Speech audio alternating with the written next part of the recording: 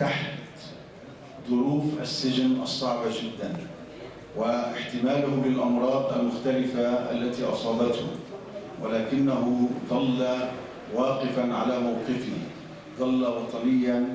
وحتى عندما خرج للسجن أملنا أن يشفى، ولكن الأمراض الكثيرة التي واجهها في سجنه تغلبت عليه أخيرا، ولكن ذكراه سوف تبقى وسوف يبقى قدوة لكل الوطنيين في الشعب الفلسطيني وفي الجولان وفي غيرها من الأماكن، حيث الصمود أمام عتاة السجانين وأمام ظلمة السجن هي مفخرة للجميع.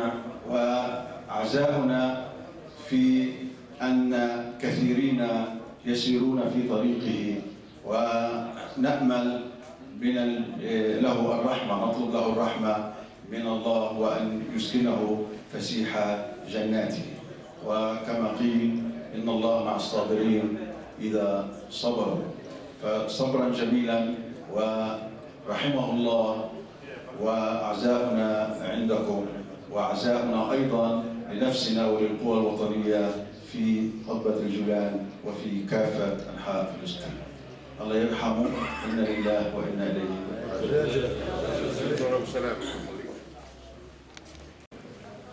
الذي يعالج الآن في باريس أراد أن يشارك هذا العزاء بصوته مشكورا. تفضل سميح.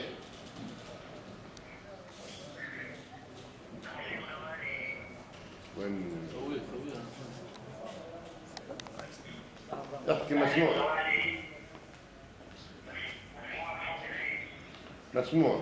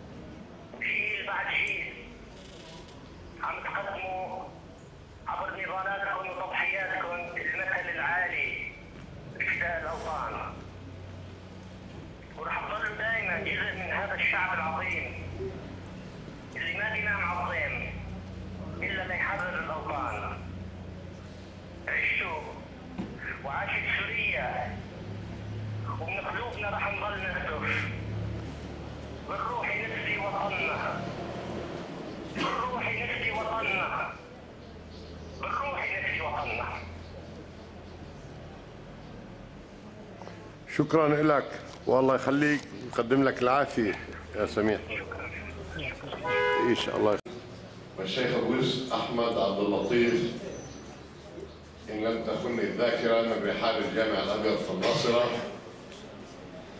فهي فرصة لأن نسمع منك شيخ ناصر عرب اللسان ثربة، فأهلا وسهلا بك، مشكورا، تفضل.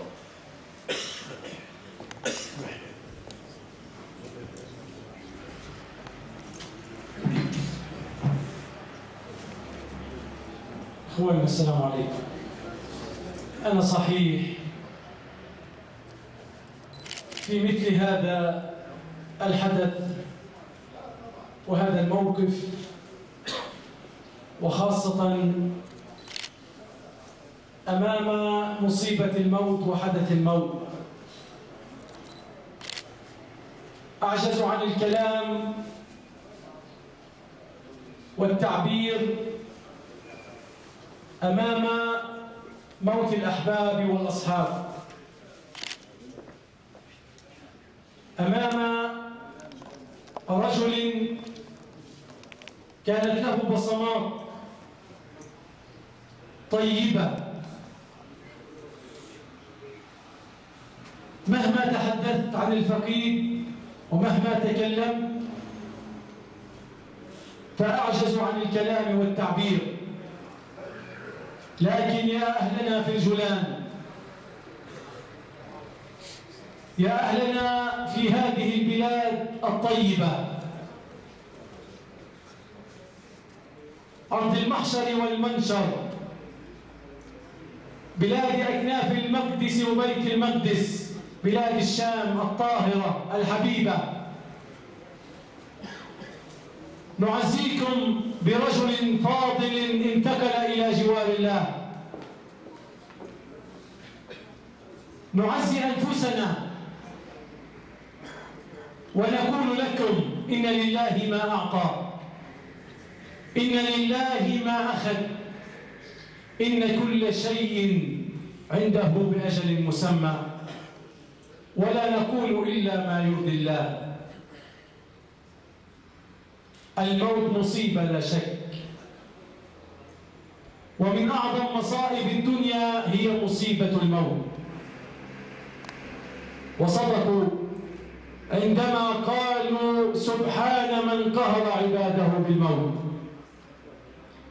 لكنه أفضى إلى الله،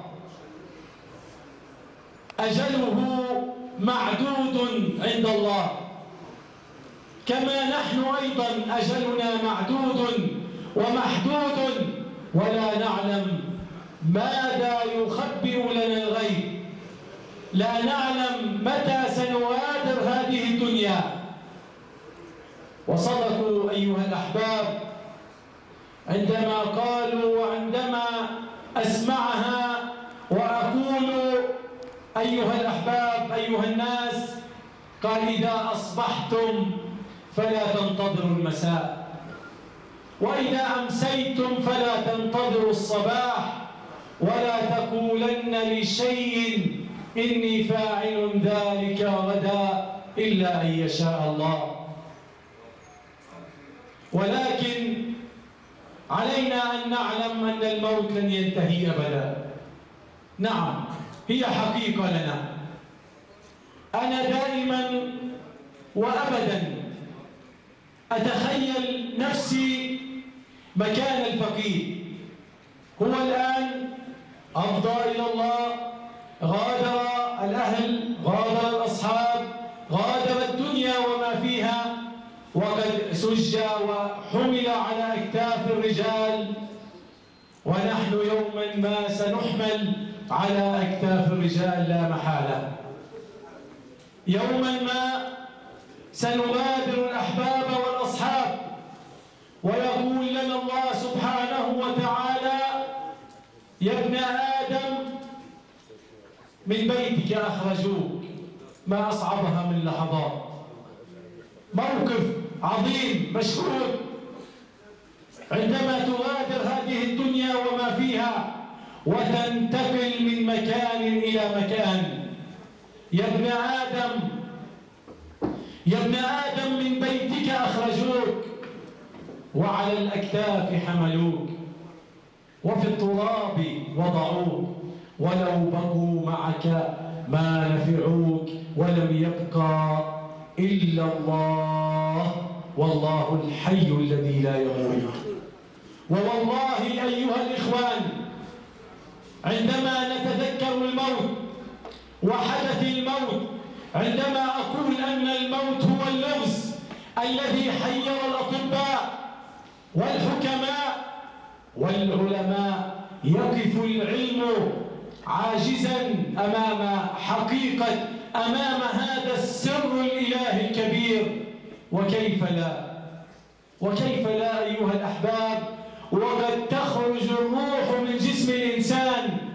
نحن نعلم أن الروح هي سر من أسرار الله، وأن الله سبحانه وتعالى قال بآيات تعتبر قاعدة لا تتغير ولا تتبدل إلى قيام الساعة.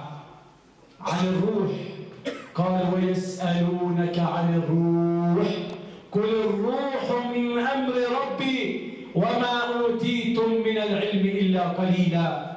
يبقى علمنا وطاقتنا وقدرتنا أمام قدرة الموت محدودة، ولا طاقة لنا في هذا الشيء. لا شك أيها الأحباب هي مشاعر وأحاسيس بشرية لا يمكن أن تخفى في مثل هذه الظروف والأحوال. فنحن بشر، مهما كان هذا الإنسان من منصب وسلطة لابد أن يبكي عند وفاة أحد الأقارب والأحباب. نعم نقول إن العين لتدمع، إن العين لتدمع، وإن القلب ليحزن، وإن على فراق الأحبة لمحزونون، لكن لا نقول إلا ما يرضي الله. نعم جئنا لكي نقف إلى جانبكم، فأنتم أهلنا، وأنتم من أبناء جلدتنا، وأنتم من أبناء شعبنا، لا فرق بيننا وبينكم.